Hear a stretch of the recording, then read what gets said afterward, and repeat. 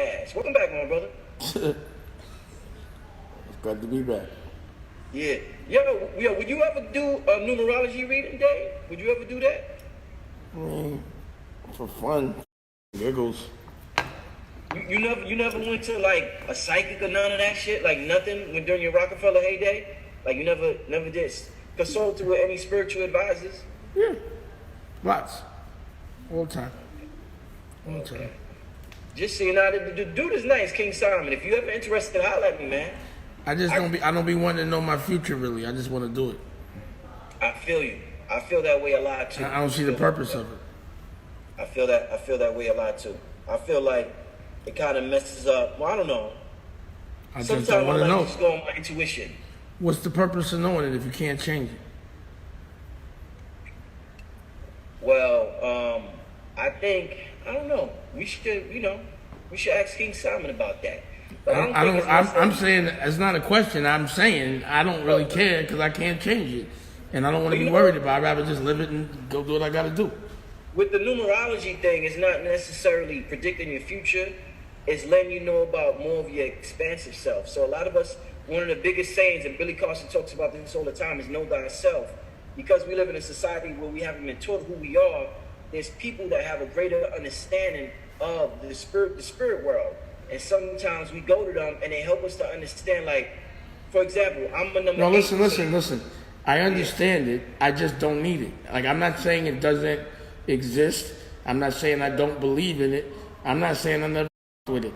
I'm saying I know some very serious people, but what I find is I prefer to just live life and me control the narrative, and that works for me. So I don't. When I hear about, it gives me shit to worry about. I don't want to worry.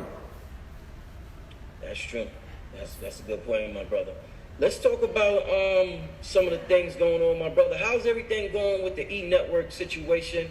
Sometimes people think you are out there just talking to talk, but then we hear about Tamar. I hope I'm pronouncing her name right. With her suicidal messages out there.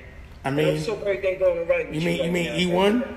I got a lawsuit on him. I got a lawsuit on the WE channel, and I got my own television network.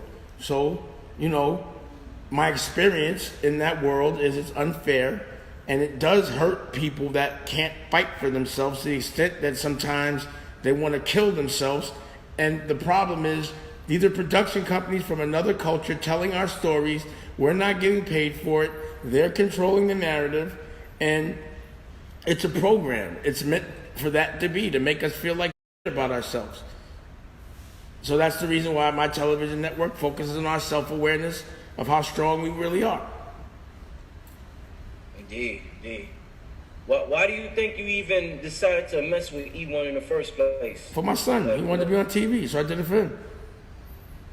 Right. I don't give a about E1. I don't give about Tara. I don't give a about any of those executives that no one else will call out besides Kanye. Right, man. One of my more powerful students. Man, Kanye's been saying some things that some important things I would consider lately, man, as far as controlling your masses. Yeah, the same thing I've been saying for the last 20 years. I'm glad he finally said it. Yeah. Do you think change is finally about to happen in terms of the hip-hop culture and it's already happened. Controlling? It's already happened. I mean, change is for us to make. So are we going to change? Some of us will, which a lot of us have, and some of us will still be slaves. There's slaves and there's generals, or rather there's slaves and there's masters. There's soldiers and there's generals. There'll always be generals and there'll always be soldiers.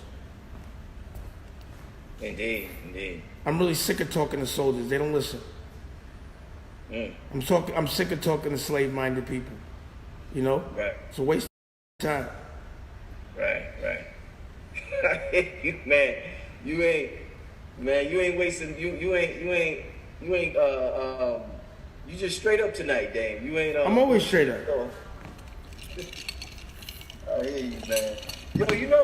I remember Nas saying one time that Prince gave him a talk about owning his masters and how important it was. I remember when y'all did the Summer Jam with MJ. I remember MJ went through something with Tommy Mottola. Did MJ ever talk to y'all about, the masters and just as far as the music industry? No, I didn't really talk to MJ like that. I just took pictures with him. Right. You remember that though, right? When he used to talk about Tommy Mottola and all that, calling the devil and stuff, man. Nobody was listening. Well, this been going on forever, man. Sam Cooke, like this music shit been going on forever, man. Yeah, we've been letting it go on forever. It's not their fault it's our fault for letting it happen. Every time somebody wave a bag in your face, you can sell your soul. You know you're doing wrong, but you do it anyway, and that's what happens. You can't be you can't be mad at your oppressor for oppressing you. You have to be mad at yourself for letting yourself be oppressed. Like they do this, they do that. Yeah, you letting them do that.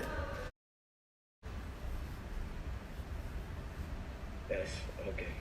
Wow.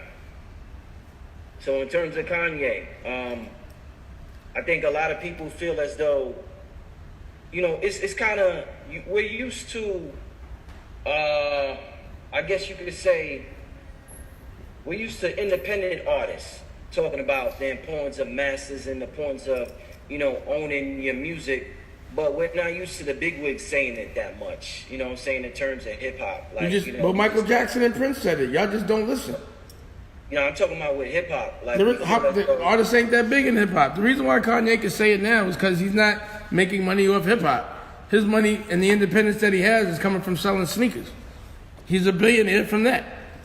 Yeah. So it's like, now he's like, but see me, no disrespect to Kanye, but I didn't wait to get $1 billion to say.